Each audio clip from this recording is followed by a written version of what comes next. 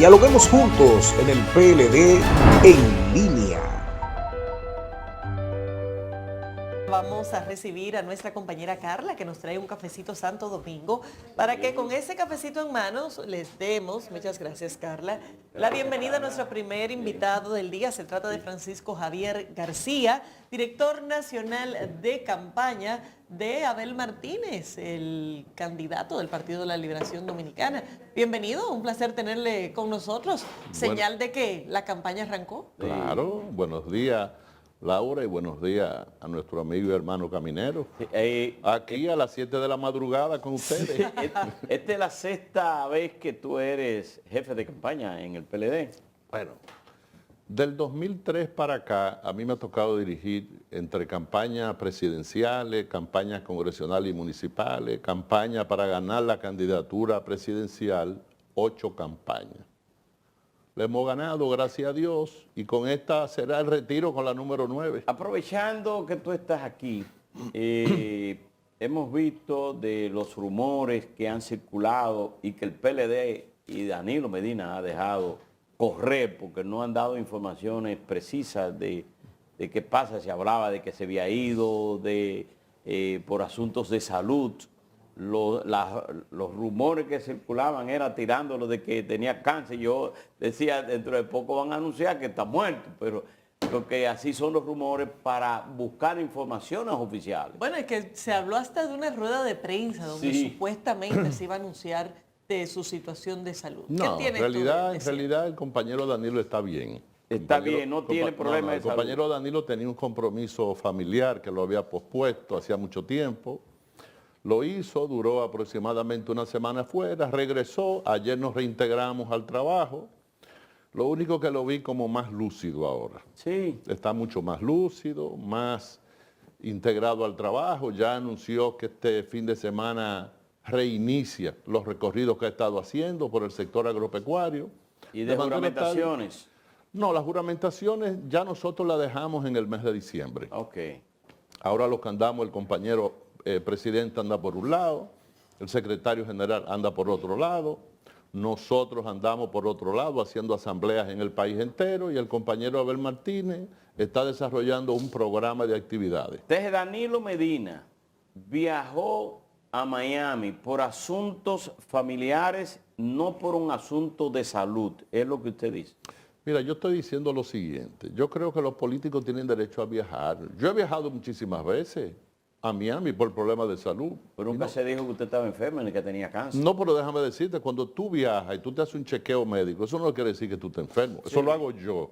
Ahora, en el caso de Danilo, tenía esos compromisos. Si se hizo algún chequeo médico, ojalá que se lo hiciera, para que aprovechara la tecnología médica que hay en Estados Unidos. La reunión de ayer que encabezó Danilo Medina, ¿de qué se trataba? No, eso era una reunión de planificación de trabajo. Ahí planificamos varios de los trabajos que estamos desarrollando. Hicimos una evaluación también en lo que tenía que ver con el discurso del presidente Abinader rindiendo cuenta, la intervención brillante del compañero Abel Martínez respondiendo a ese discurso, pero fue una reunión de trabajo ordinaria. Es una reunión que la hacemos toda la semana. Y en sentido general, con el tema del discurso, efectivamente Abel Martínez hizo su intervención, pero ¿cómo han visto la reacción de la población en sentido general con la rendición de cuentas? Mira, el presidente Abinader, yo digo que ha creado un gran problema mental en la población. Y ha creado un problema mental porque la gente sabía que era 27 de febrero. La gente sabía que había rendición de cuentas. La gente sabía que el presidente era el que estaba hablando. La gente sabía que el presidente del Senado fue que lo presentó y que la vicepresidenta de la República estaba sentada a su lado. Pero cuando la gente empezó a oírlo, la gente pensó de qué país que el presidente está hablando. Aquello parecía una especie de versión de Alicia en el País de las Maravillas. Pero como no se puede hacer esa versión, es una especie de un presidente en el gobierno de la demagogia, porque allí hubo mucha demagogia, hubo muchas inexactitudes, hubo temas que el presidente dejó de tratar, pero ¿cuáles son los temas fundamentales que el presidente le dio de lado? Por ejemplo, la parte que tiene que ver con la situación económica del país. El presidente parece que no sabe cómo que la gente está viviendo en la República Dominicana. En campaña electoral, el presidente Luis Abinader prometió rebajar el costo de los alimentos en un 30%. Y lo que han hecho, el costo de los alimentos, que se ha acumulado en un 21%, con una inflación acumulada de un 21%. El presidente prometió darle apoyo al sector agropecuario. ¿Y usted sabe qué es lo que ha pasado? Que las importaciones de productos agropecuarios se han incrementado en un 66%. El empleo en el sector agropecuario ha disminuido en un 11%. Y además, eso ha traído grandes problemas a 25 rublos de la economía a nivel agropecuario. Ha traído problemas con el pollo, ha traído problemas con el plátano, ha traído problemas con las papas, ha traído problemas con la carne, ha traído problemas con la leche. Entonces, aparte de eso, el presidente, dentro de ese afán de querer pintar una cosa con otra, como el presidente de la República se destapa, destacando como un logro que la producción de plátano aumentó 12% cuando los plátanos llegaron a 40 pesos, una unidad y a 45 pesos. La gente está en los barrios que cuando se come un plátano, la cáscara no la tira a la basura, la cáscara la pone al frente de la casa para que en el barrio sepan que ahí se han comido un plátano. Pero te estoy diciendo, la otra burla del presidente, oye, atiéndeme, oye, caminero, caminero, atiéndeme, la otra burla del presidente. La gente ha estado con el grito al cielo, con el problema del pollo. Y el presidente se destapa con un chiste. Digo, hay que admitir que el presidente en chiste es malísimo. O sea, en esa parte... Ese fue un chiste de economista. No, en esa parte el presidente siempre se quema haciendo chistes. Y el presidente se destapa haciendo una especie del pollo index, donde él dice que con el salario de ahora se pueden comprar más cantidad de libras de pollo que en el año 2011. O sea, está llevando a la gente a una especie de túnel del tiempo cuando él tenía una oportunidad brillante. Si usted está en su tercera rendición de cuentas, calcule el salario mínimo y el poder adquisitivo con el año 2021 o calcúlalo con el 2020. Es ahí que tú tienes que hacerlo.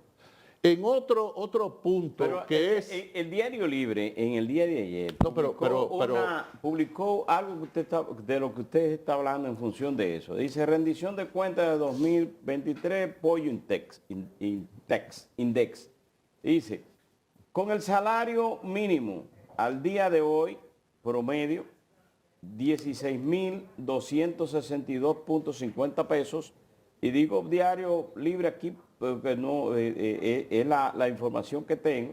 Dice, el precio promedio de libra de pollo es de 83 pesos.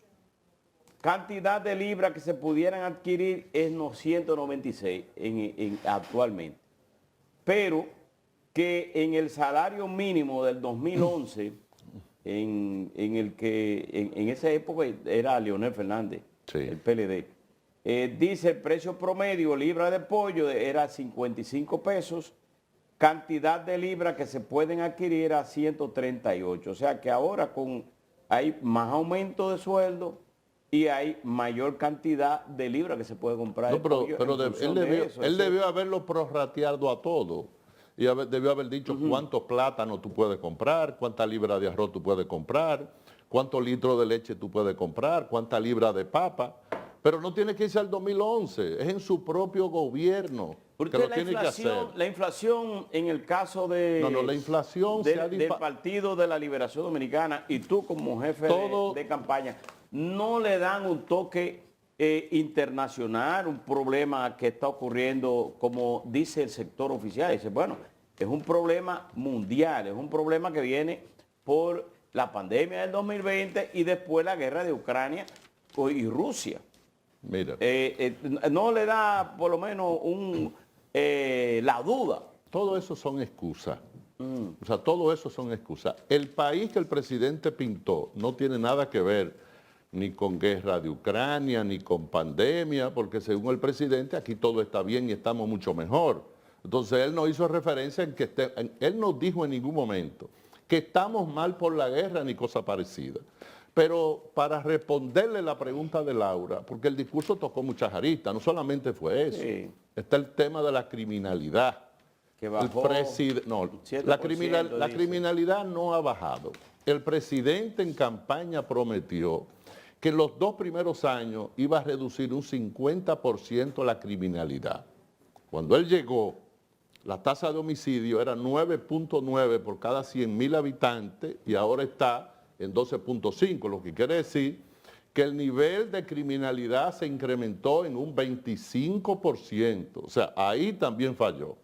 El presidente, por ejemplo, hizo algo que en ningún discurso yo lo he visto en la historia del país. Es la primera vez que yo veo un presidente rindiendo cuenta por haber inaugurado menos de 2 kilómetros de una avenida. Obviamente, con poca humildad, porque por ejemplo él dice, bueno, en la avenida ecológica nosotros inauguramos 1.97 kilómetros, por eso es menos de 2 kilómetros. Le faltó decir que esa avenida tiene 11 kilómetros y que esos 11 kilómetros fue hecho en el gobierno anterior. El presidente en la rendición de cuentas del año 2022, rindiendo cuenta del 21, presentó un proyecto de ley diciendo que iba a modificar la ley de hidrocarburos. Sin embargo, ese tema no lo tocó. Dijo, en los próximos días vamos a modificar la ley de hidrocarburos para resolver el problema y para mejorar las condiciones del precio de los combustibles. La famosa fórmula. La famosa fórmula, la de Hito. Pero ¿qué hizo el presidente? Primero, le mintió a la gente porque no sometió nada. En segundo lugar, hay que saber que el precio de los combustibles tiene más de un año que no baja de precio. Los precios promedios... Tampoco sube, está frisado en 2.93. No, pero escúchame. Los precios promedios en el gobierno de Danilo eran $93. Ahora el precio promedio es 74.5, lo que quiere decir que el precio del petróleo está $20 más barato en promedio que como estaba en el gobierno anterior. Entonces, lo que tú encuentras es una situación frisada en esa parte. No hay mejoría en lo que tiene que ver con eso. Pero ¿y qué está pasando con los datos entonces? Porque se presentan los datos de una forma, la oposición viene y responde con otros datos. Al final, esto se ha convertido en un festival de datos cruzados y encontrados donde la población al final no va a saber a quién creerle. No, realmente no hay datos cruzados. Lo que pasa es que nosotros estamos ante un presidente que está practicando un nuevo estilo de demagogia. Acuérdate que cuando un político en campaña ofrece una cosa, llega al gobierno y no lo cumple, dicen, eso se llama demagogia de político. Pero cuando tú eres presidente y tú ofreces una cosa y tú no la cumples, y ese es otro tipo de demagogia, es una demagogia oficial. Entonces tú encuentras que en la rendición de cuentas del año 2022, el presidente se la pasó haciendo promesas. Y el 90% de las promesas que hizo no la cumplió. Por ejemplo, el presidente en este discurso vuelve de nuevo a hablar de la carretera del Ámbar, que es la carretera que va de la circunvalación De Santiago a Puerto Plata. de Santiago a Puerto Plata. Pero esa misma... ahí que ya tiene el diseño. Óyeme bien, óyeme bien. Y además impacto medioambiental. Atiende. Sí. La misma palabra que utilizó el 16 de agosto del 2020 fue la misma que usó ahora. Lleva 3 rendiciones de cuentas diciendo lo mismo. Entonces, ¿cómo un presidente puede ofrecer algo que sabe que no lo va a hacer? Es como el caso de Punta Catalina. En campaña electoral, cuando se estaba construyendo Punta Catalina,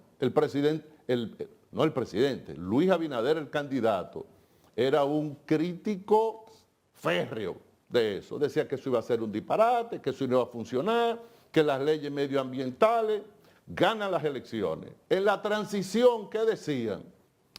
Que esa obra había sido sobrevaluada. ¿Qué quiere decir sobrevaluada? Que si esa obra costó 2.000 millones, en realidad esa obra se podía hacer con 1.400 millones. ¿Qué era lo que se escondía detrás de eso? Vender la planta a precio de vaca muerta. Como la gente reaccionó e impidió que eso se ejecutara, tuvieron que dejar la planta. Bueno, pues el presidente dice hoy, en su discurso, que es la planta más eficiente, que está dejando de beneficio 220 millones de dólares, y yo digo, ahí hay un elemento de falta de humildad, porque es lo que tenía que decir ahí. Esta planta, que no la construimos nosotros, que nos opusimos y que ahora pedimos perdón por habernos opuesto a algo tan bueno, porque yo te voy a decir una cosa, esa planta fue construida por el gobierno del presidente Danilo Medina. Si Punta Catalina no existiera hoy, este país estuviera oscura. La República Dominicana estuviera peor que en los años del doctor Balaguer, cuando habían unos apagones interminables, y se debe precisamente a eso. Entonces el gobierno no reconoce nada, muchos temas que eran la bandera de lucha del presidente, tampoco los tocó. Francisco, oye, una pregunta. De acuerdo a lo que usted planteó ahora sobre el caso de los hidrocarburos, ¿usted entiende que esos subsidios que hay desde hace casi un año y que han mantenido frisado el combustible y que el gobierno dice que eso es una apuesta a la paz y la tranquilidad y para también enfrentar la inflación? ¿Usted entiende que se debe dejar fluctuar?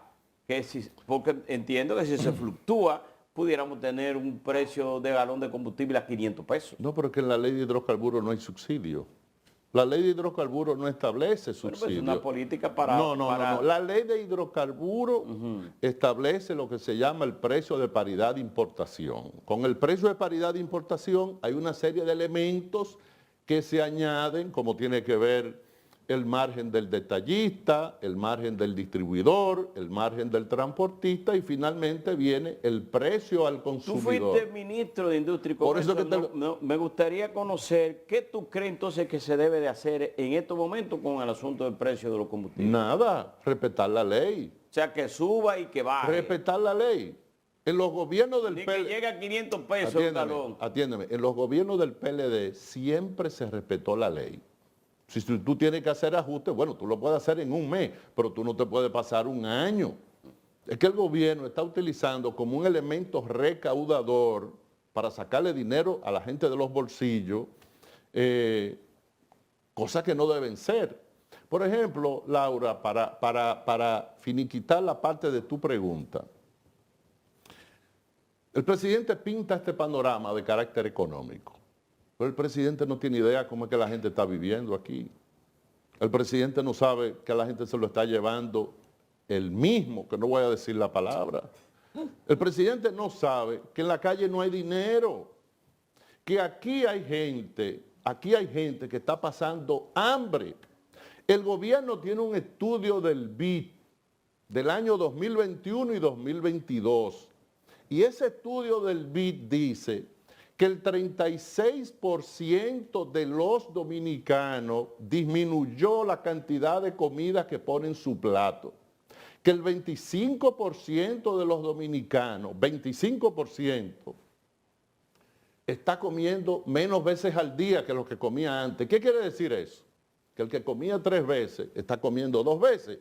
Y ese mismo estudio dice del BID, y lo estoy diciendo del BID porque ellos lo tienen, que el 30.87% de los dominicanos no ha recuperado el bienestar que tenía antes de la pandemia. Yo recibí hace 4 días una encuesta. No me voy a referir a los datos del partido, a la parte económica. Y hay un dato que es interesante. A la gente le preguntan, ¿usted está mejor económicamente o usted está peor? ¿Tú sabes cuánto dicen que están mejor? 19%. ¿Cuánto dicen que están peor? 51%. Entonces yo digo, el presidente vive en una burbuja. ¿Por qué en una burbuja? Si la situación es así como usted dice de buena, yo le voy a hacer una invitación al presidente, porque a los presidentes ni se les reta ni se les emplaza. Yo le voy a hacer una invitación. Presidente, váyase a un supermercado, coja una tómbola y eche ahí en esa tómbola todos los supermercados de la capital y haga una visita sorpresa como la hacía Danilo y aparezca hacia ahí. Ahora, vaya con su seguridad. Pero Francisco... Vaya, escúchame, caminero. Vaya con su seguridad a ver qué le dice la gente de los precios. Pero si usted quiere, arriésguese más. Vaya a un colmado. Es más, si quiere no vaya a un colmado, vaya al mercado. Laura dijo, y me gustó ese término, decía, pero estos datos cruzados, estas estadísticas cruzadas del oficialismo con la oposición, son cosas disímiles. Por contrario a lo que usted está diciendo, el presidente dijo en su discurso que, primero, que somos la séptima economía, casi llegando a la sexta economía de América Latina, que crecimos el PIB, que se ha reducido de 8.6 a 6.7 la subalimentación en la República Dominicana. Y usted dice que este país está cayendo a pedazos y que estamos... Hay una frase que tú la conoces bien, Laura la conoce bien y los amables televidentes la conocen bien. El papel aguanta todo. El papel aguanta todo. No solo porque el discurso del presidente fue cansón, medio aburrido. No. El papel aguanta todo. Hay un artículo que publica ayer el compañero Juan Ariel Jiménez. Es un artículo donde él cita una economista nigeriana que dice: el crecimiento económico no es la única historia de la economía. Eso de que te den un número, no, porque yo crecí 4 puntos tanto. Esa no es la única historia, hay otras historias. Hay que ver si ese crecimiento económico le está llegando a la familia, cómo está la situación del empleo, cómo está la situación de los precios, cómo están recibiendo la población más vulnerable, que en este caso son los más pobres de la República Dominicana, ese crecimiento. La base de la desigualdad económica. Exactamente. Aparte de eso, esta cifra que tú dices la da el Banco Central. Nosotros no criticamos nada que diga el Banco Central, pero ¿qué decía el presidente Abinader? Cuando el Banco Central decía, estamos creciendo este año 6%, el presidente Abinader decía, eso nada más existe en la cabeza del gobernador del Banco Central. Cuando se cogía algún préstamo, un préstamo de 300 millones de dólares, eso era un escándalo en el gobierno pasado. Mientras tanto, ellos han cogido prestado 24 mil millones de dólares. En 2 años han tomado prestado lo que el gobierno de Danilo Medina y parte de Leonel tomaron prestado. Entonces este es un gobierno que lo que ha hecho es decirse ellos mismos lo contrario de lo que ellos vivían diciendo, de lo que vivían pregonando. Hay un tema importante que mencionó el presidente, pero que no ofreció una solución concreta, que es lo que tiene que ver con el DERE-CAFTA y la desgravación del arroz que se supone que inicie el año que viene. Se pidió que se haga una comisión interinstitucional, industria y comercio, relaciones exteriores y agricultura, para buscar algún tipo de solución. Usted que conoce bien ese tema, ¿de qué tipo de soluciones pudiéramos estar hablando? Mira, cualquier solución que tú vayas a buscar sobre algo que va a impactar el año que viene, tú debiste el año pasado, empezando el año pasado, empezar a trabajar eso. Porque Estados Unidos es un país con un nivel de organización que las cosas no se improvisan. Tú no puedes llegar un mes antes de tomar una medida. Mire que nosotros queremos una reunión para esto. No, el presidente debió haber convocado los diferentes sectores. Pero eso que pasa con el DERE-CAFTA pasa también con el problema migratorio, que el gobierno ha tenido una actitud extremadamente irresponsable con el tema migratorio. El presidente... Ese pacto que pide el presidente de la República en torno a que se despolitice el tema haitiano y un pacto de todos los partidos y la nación para enfrentar y combatir el caso haitiano y hablar sobre la soberanía nacional. Pero el presidente convocó a un diálogo, todos fuimos al diálogo y después resultó que los temas que se estaban discutiendo en el diálogo, ellos los sometían directamente al Congreso Nacional, porque el presidente no respeta pactos, no respeta acuerdos. ¿Cómo tú vienes hoy a plantear el tema de un acuerdo, un gran pacto nacional sobre el tema migratorio, cuando hace 2 meses, el 12 de diciembre, tú sometiste al Congreso Nacional un proyecto que te lo está pidiendo una agencia internacional que pone en peligro la soberanía de la República Dominicana, donde tú estableces que cualquier extranjero que pise suelo dominicano, basta con que la persona diga, yo soy víctima de un trato de esclavitud en mi país, y entonces nosotros tenemos la obligación, de acuerdo a esa ley que sometió el presidente, sin consenso ninguno, porque lo retiraron y que para buscar consenso. Pero ¿por qué no buscaron consenso antes? Lo someten.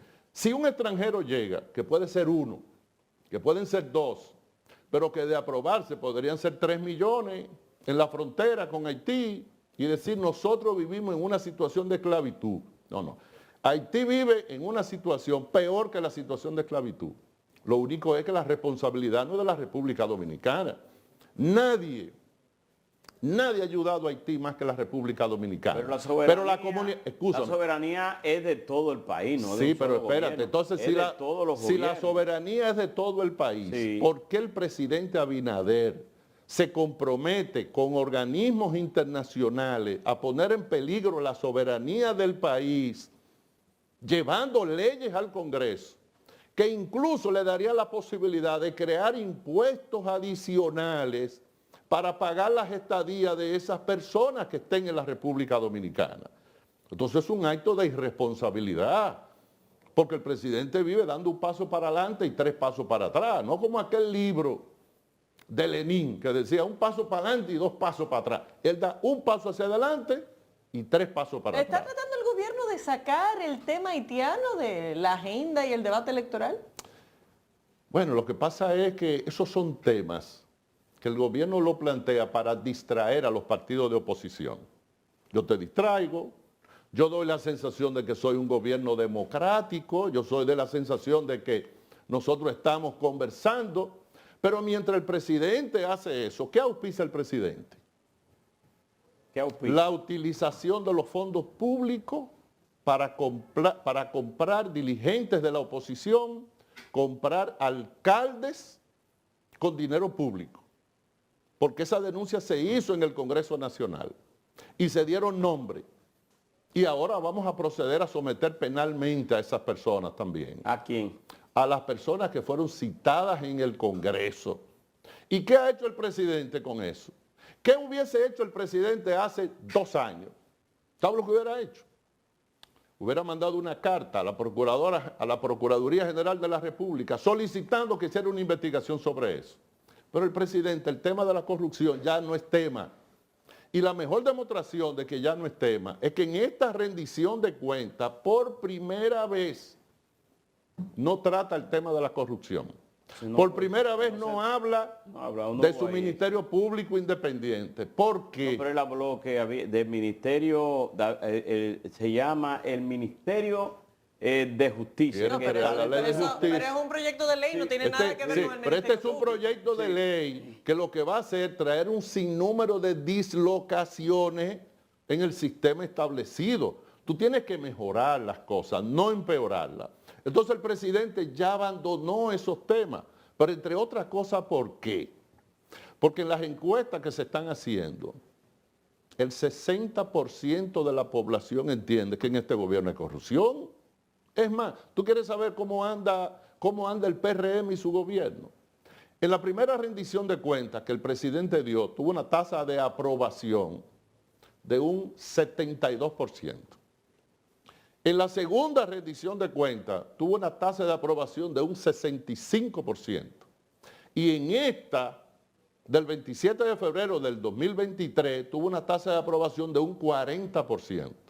O sea, evidentemente, tú vienes en picada. Y yo le voy a decir una cosa a ustedes. Y se lo voy a decir con toda sinceridad. Es más, si quieren, grábenlo.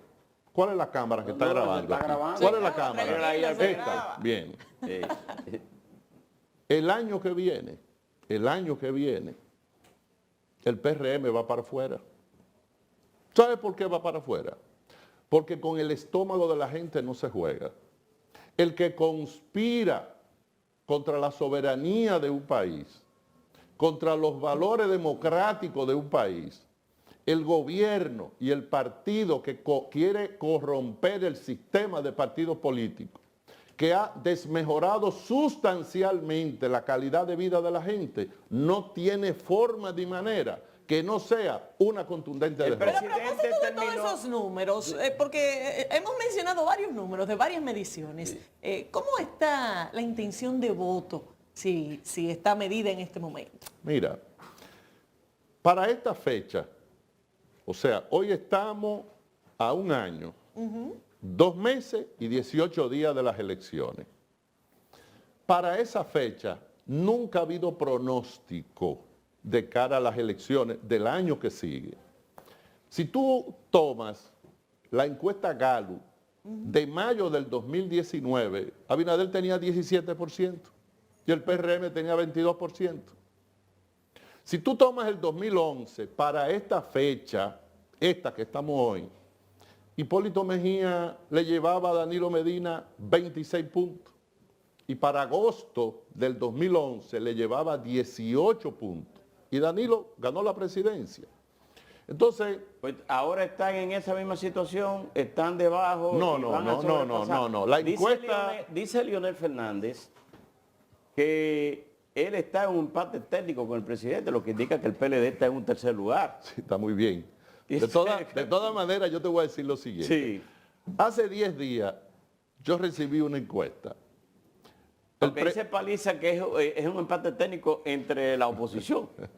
Mira, hace 10 días yo recibí una encuesta. En esa encuesta, Luis Abinader tiene 39%, Abel Martínez tiene 33%, Leonel Fernández tiene 18%. 18. Pero yo acabo de decir que Luis Abinader en mayo tenía 17, los candidatos. Pero si tú dices los partidos, un amigo de ustedes que hizo recientemente una encuesta, digo amigo porque los quiere mucho a ustedes, Dani Alcántara, él hizo una encuesta hace poco y la publicó. Y él preguntaba en la encuesta, si las elecciones fueran hoy, ¿por qué partido usted votara? PRM en primer lugar, PLD segundo lugar, ninguno tercer lugar y Fuerza del Pueblo cuarto lugar. ¿Cómo va a ser? Pero te estoy diciendo lo que él publicó. Pero una pregunta. No, perdón. Yo no te estoy diciendo que... los números de partido pero a partido. Atienda. Yo no te estoy diciendo lo que él dijo. Sí. Ahora. O sea, yo le voy... No, yo te estoy diciendo lo que él publicó. Sí, en función de la ¿Pero pregunta... eso fue una encuesta seria o una encuesta de redes? No, yo debo entender que es una encuesta seria, porque yo no tengo razón para entender que ellos van a hacer una encuesta que no sea seria, ¿verdad? Pero me refiero a una encuesta metodológica o... Ellos dicen que sí, pero yo no la he visto. PRM, porque PLD, ninguno y la Fuerza Pero del eso Pueblo. lo dice ellos. Yo creo Ahora, que ustedes si tú deben tener muy buenas encuestas por ahí, ¿no? Nosotros y el sí. PLD, la encuesta que ha hecho. Y esas hechas por el PLD. ¿Qué Mira, dicen? te dije que hace 10 días de esa encuesta. Yo tengo una encuesta que tiene... Es Pero un de trabajo ustedes esa. de nosotros, de trabajar. Ok, exacto. De trabajar, que tiene 624 páginas. Se la iba a traer aquí, por eso es una rema de papel y medio. Eso tú tienes que buscar casi una carretilla. Nosotros tenemos estudiado el panorama completo. Pero en política y en campaña, tú tienes que partir de un elemento que es el determinante. ¿Sabe cuál es? El histórico de las elecciones. ¿Cuál es el histórico de las elecciones? ¿Qué dice el histórico de todas las elecciones de la República Dominicana? De la época de Trujillo hasta aquí. Que los partidos que ganan elecciones son los partidos grandes. Por eso nosotros, aunque Abel fue escogido el 16 de octubre, aguantamos la salida de Abel para concluir el proceso de las elecciones internas que teníamos en el PLD. Mejía. Y ahí, para completarte, antes de la división del 19, el PLD tenía 1923 comités intermedios. Todos esos comités intermedios se sometieron a un proceso de renovación. ¿Tú sabes cuánto tenemos ahora? 2.985. Lo que quiere decir que el PLD de hoy es un 50% más grande que el PLD del año 2019. La encuesta de Hipólito Mejía y desde el gobierno dicen que Luis Abinader tiene un 49%, que Leonel tiene un 23% y que Abel Martínez tiene un 18%. Mira, o sea, yo te voy a hacer esa historia. Sí. En el gobierno hay un funcionario que somos amigos. Somos amigos. Porque una vez me hizo trabajo. Ellos han comprado 16 compañías de carpeta. De esas compañías que se forman para hacer encuestas. Y entonces ellos hacen un trabajo de gabinete, publican y la tiran a la calle. En estos días tiraron una que decía que Luis Abinader tenía 48. Esa empresa se llama Marque Estrategia, ¿verdad? Sí. Yo busco Marque Estrategia, digo, déjame ver su historia. Marque Estrategia ha publicado una encuesta. Esa. Una sola encuesta. No, aparte de esa, no, porque esa no es encuesta. Esa no es encuesta. Ellos publicaron una en el 2016 que tampoco era encuesta. Y en esa encuesta, que ustedes pueden entrar a Google y buscarla, dijeron que David Collado iba a sacar 24% aquí en la capital. Sacó 57%. Dijeron que Roberto Salcedo iba a sacar 56% y sacó 36%. Entonces, una encuesta, entre comillas, que tenga un margen de error, que no se puede considerar margen de error. ¿Tú sabes cuál es la respuesta? No hicieron encuesta. A quien le digan que el presidente Luis Abinader tiene más del 40%, dígale mentiroso. Bueno, dígale Javier, mentiroso. Muchísimas gracias. No, pero gracias a Estamos usted. sobrepasados Gracias ya. a usted. No, Señores, no. Se quedaron 25 puntos por tratar. Bueno, pero como la campaña arrancó, lo tendremos pronto Y por lo aquí de tendremos nuevo. pronto por aquí, sí. Señores, Francisco Javier García, director nacional de campaña de Abel Martínez, estuvo con nosotros. Vamos a una pausa, enseguida volvemos. Dialoguemos juntos en el PLD en línea.